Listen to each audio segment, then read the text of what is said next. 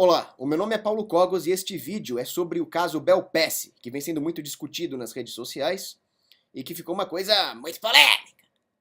Eu vi muita gente criticando a Belpass, críticas injustas e infundadas, e este vídeo é uma defesa dela. A Belpass é uma menina que se formou no MIT e que dá palestras, cursos, tem até uma escola de empreendedorismo.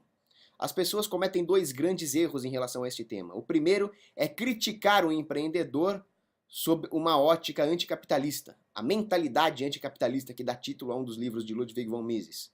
E o outro é uma idolatria do empreendedorismo, uma soteriologia do empreendedorismo, como se lá estivesse a salvação da vida delas. É só empreender e tudo na minha vida vai melhorar. É uma espécie de busca da salvação hic et nunc, aqui e agora, ao invés de entender que nós temos vocações e que nós somos apenas administradores dos bens terrenos que pertencem a Deus. Mas eu nunca vi a Belpass cometer nenhum desses dois erros. Eu nunca vi ela ter um discurso anticapitalista e eu nunca vi ela idolatrar o empreendedorismo. Pelo contrário, ela dá insights para as pessoas que a escutam e estes insights podem ajudar um indivíduo em qualquer que seja a atividade que ele empreenda. Ele pode ser um empresário, ele pode ser um empregado, ele pode ser um chefe de família, ele pode ser uma dona de casa, um estudante. Os insights da Belpass ajudam. Recentemente, um vlogueiro fracassado chamado Easy Nobre, com essa cara repulsiva, e que já fez comentários imbecis e ridículos contra o conservadorismo, contra o capitalismo e até contra a religião cristã, resolveu atacar a Belpass. E para tanto ele escreveu um texto repleto de calúnias e difamações contra ela, inclusive chamando-a de mentirosa. A Belpass se defendeu e provou que mentiroso é o Easy Nobre, e que a Belpass sempre esteve falando a verdade em relação aos pontos que foram abordados. Eu vou comentar sobre esses pontos rapidamente. A primeira acusação que o Easy Nobre faz contra a Belpass é que ela teria mentido a respeito dos locais onde ela alega ter trabalhado e que ela coloca no currículo. Acontece que a Belpass provou que ela realmente trabalhou nessas grandes multinacionais de grande prestígio, então o Easy Nobre disse, mas ela trabalhou lá como estagiária. O Easy Nobre é tão ignorante que ele não sabe que os estágios de verão nesses locais são trabalhos sérios, são concorridos, são dificílimos de entrar e envolve projetos reais dos quais a Belpass assumiu a liderança ou desempenhou papel preponderante. E se é tão fácil assim, Easy Nobre, por que você não vai lá e faz isso ao invés de fazer esse seu vlog lixo? E a Belpass tem razão de colocar isso no currículo. Eu, por exemplo, fiz um estágio no Hospital Santa Catarina, mas que nem se compara nem de longe ao que a Belpass fez em grandes multinacionais. Eu ia lá uma vez por semana, 4 horas por vez. E eu nem fiz o trabalho direito. Quem fazia tudo eram as minhas colegas Natália Castro e Mariana Elmais. Eu ia lá pra paquerar a enfermeira Sirleide, né? Que era...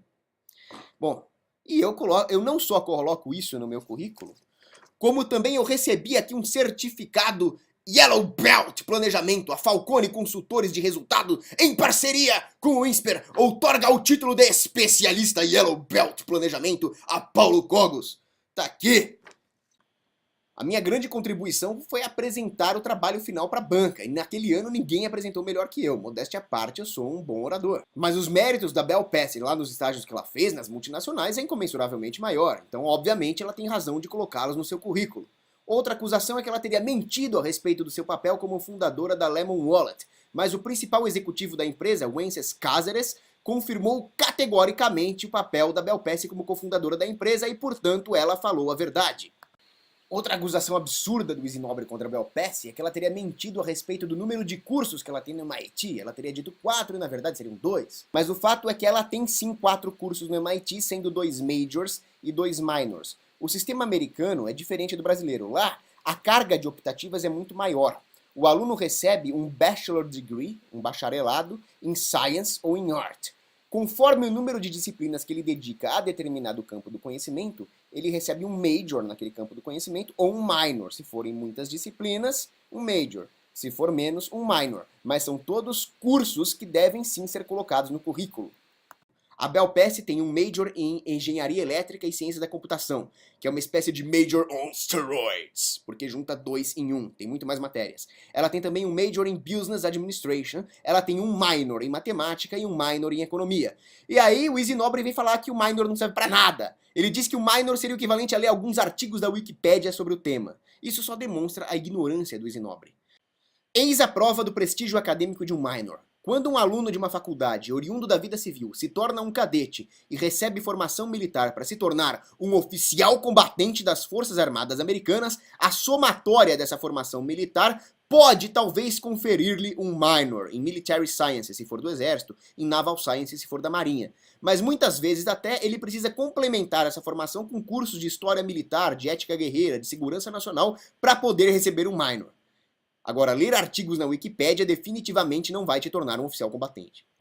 Comprovada a veracidade das alegações de Belpessi com seu impressionante currículo e as mentiras do Easy Nobre, eu me pergunto, o que importam os cursos que ela fez no MIT ou quantos diplomas ela tem ou deixa de ter, comparado à inegável e comprovada experiência, sucesso profissional, expertise, habilidades e conhecimento dela? Um dos maiores economistas que já existiu, Henry Hazlitt, não tinha nem curso superior.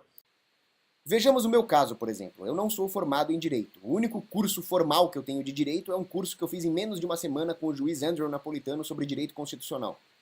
Mas eu poderia palestrar com muito mais propriedade que a maioria das pessoas formadas na área, modéstia à parte. Vejam aqui, por exemplo, estes são os meus livros de Direito.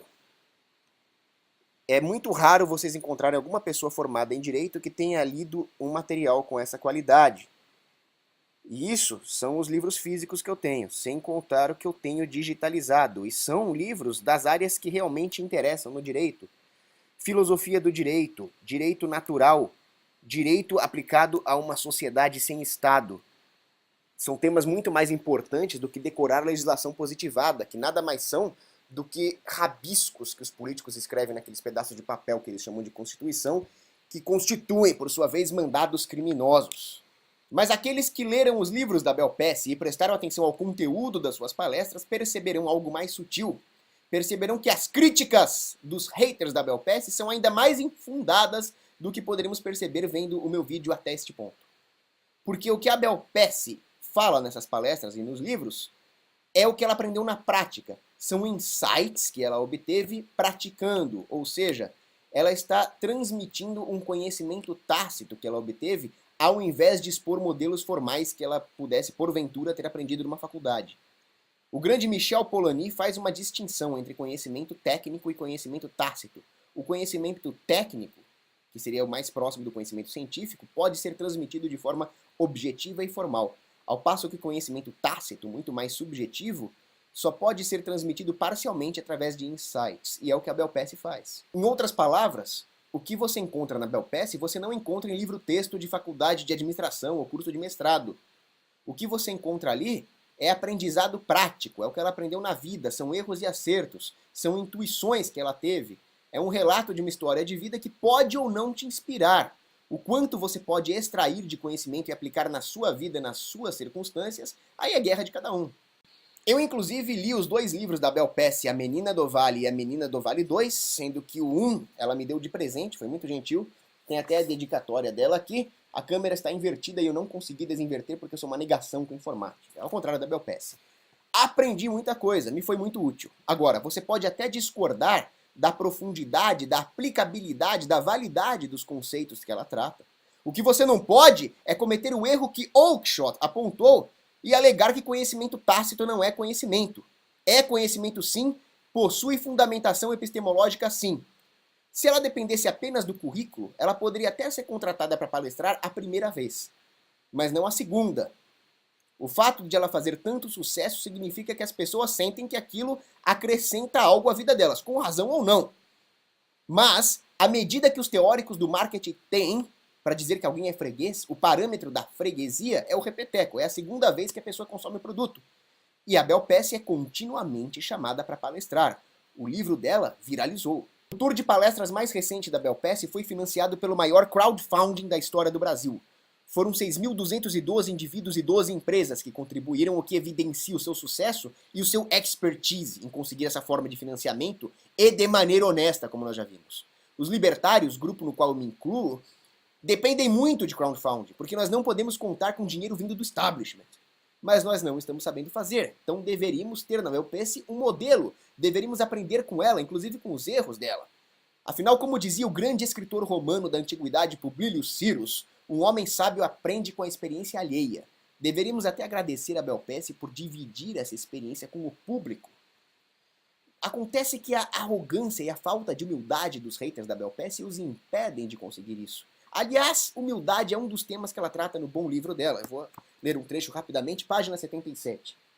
Ser humilde significa ser honesto consigo mesmo. Significa ser consciente de que você sempre pode melhorar e tirar o máximo proveito de cada uma de suas experiências. E eu complemento, com a experiência alheia também. A humildade traz crescimento, a arrogância, atraso. E é interessante que esse trecho concorda com a Bíblia Sagrada. Mateus capítulo 23, versículo 12. E todo aquele que a si mesmo se exaltar será humilhado. E todo aquele que a si mesmo se humilhar será exaltado. Uma das acusações mais grotescas que eu vi contra a Bel Pesce é dizer que ela não é uma empreendedora de verdade. Então ela falaria sobre empreendedorismo sem propriedade. Mentira! As pessoas que fazem esse tipo de acusação contra ela não sabem o que é empreender. Vem do latim prehendo, que significa dar-se conta, perceber, descobrir. Inclusive, empresa era uma palavra usada na Idade Média para designar as insígnias das ordens de cavalaria que se destinavam a cumprir uma missão árdua. Então ela tem essa conotação de cumprimento de uma missão árdua. E foi exatamente o que a Bel Pesce fez. O primeiro grande ato empreendedorial dela foi ir parar no MIT aos 17 anos. É muito difícil. Com 17 anos eu estava jogando Magic the Gathering. Eu nem sabia o que eu queria da vida. Depois ela se deu ao trabalho de escrever um livro, porque ela percebeu a necessidade das pessoas de entrar em contato com esse tipo de conteúdo. E ela se deu ao trabalho. É difícil, às vezes eu passo dias para escrever um artigo e não consigo. E ela realizou o trabalho. E tanto é verdade que a Bel Pesce percebeu o verdadeiro significado da palavra que ela escreveu. Eu tinha que fugir desse livro, foi aí que eu me toquei. Se empreender é criar produtos e serviços que tocam pessoas, este bendito livro é o maior empreendimento da minha vida. Então ela pegou o significado. Mas por que houve tantas críticas contra a Bel Pesce e tão infundadas? E por que elas se popularizaram tanto? A resposta é a inveja. Dos 7 pecados capitais, a inveja é o único do qual as pessoas nunca se orgulham, por isso ela é chamada de o pecado envergonhado. De todos os outros pecados, as pessoas podem até cometer o erro de se orgulhar deles. Por exemplo, o orgulho da preguiça. Ei, pessoal, cabeça quente, eu sou folgado mesmo. Orgulho da luxúria. Ah, esses moralistas aí, eu vou na balada e pego todas mesmo, quero aproveitar o que a vida tem pra oferecer. Orgulho da ira. Eu não levo desaforo pra casa! Comigo é na porrada, escrever não leu, pau comeu!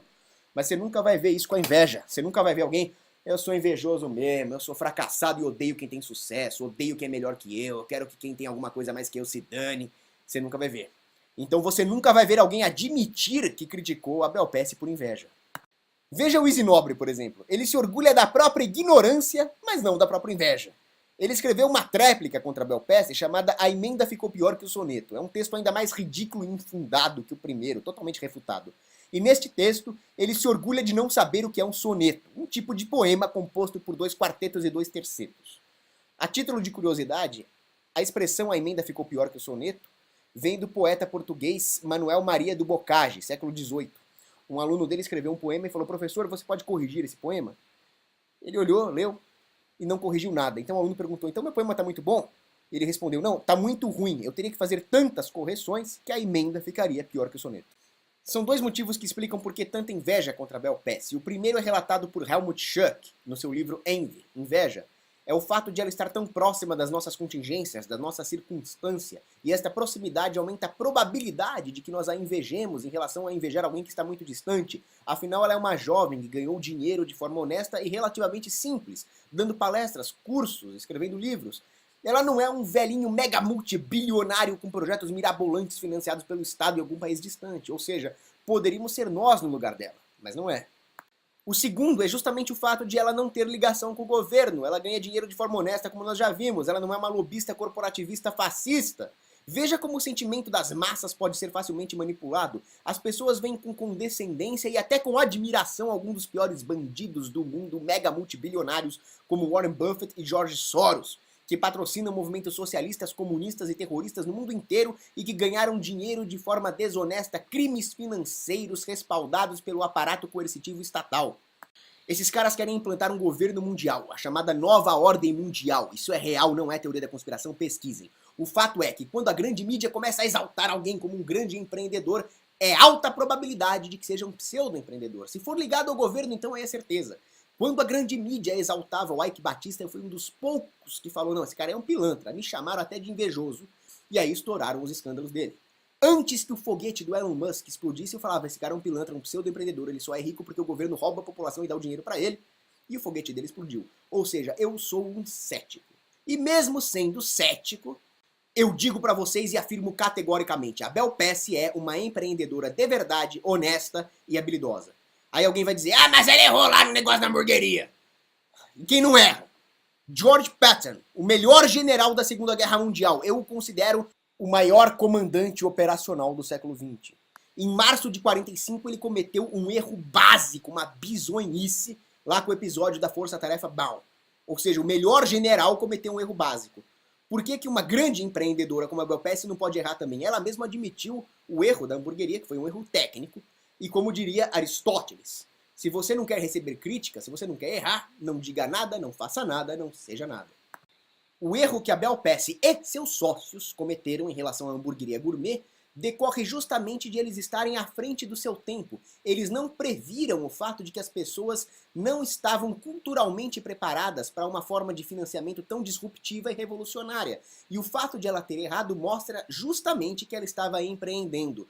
Joseph Schumpeter, um dos maiores estudiosos da sociologia do empreendedorismo, deixou bem claro que empreender é uma atividade inerentemente arriscada, porque envolve modificar a estrutura da indústria, modificar a maneira como os recursos são alocados e muitas vezes exige até uma mudança de paradigmas culturais e institucionais. Obviamente isso é arriscado.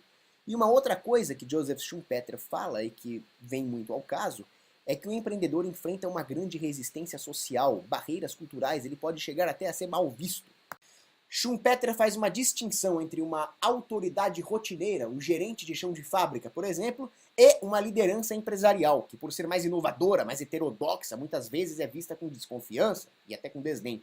Portanto, essa desconfiança em cima da Bel Pesce evidencia que ela é uma liderança empresarial realmente. Para finalizar o vídeo, eu gostaria de fazer duas recomendações à Bel Pesce. A primeira, é condição sine qua non para ser um bom empreendedor que haja um sentimento antagônico em relação ao governo, que haja uma vontade de resistir ao governo. Portanto, eu gostaria de recomendar que você falasse com mais veemência contra as intervenções estatais, sobre a necessidade de resistir ao governo. E a segunda, Bel Pesce, você é uma grande empreendedora, que essas críticas infundadas te sirvam de motivação. Lembre-se que a flecha dignifica o alvo, e lembre-se do que Salvador Dalí falava, o termômetro do sucesso é a inveja. Faça como Andy Warhol. Ele dizia, eu meço o meu sucesso não pelo conteúdo daquilo que escrevem sobre mim, eu meço o que escrevem sobre mim em centímetros. Você é um sucesso, continue assim. Um grande abraço.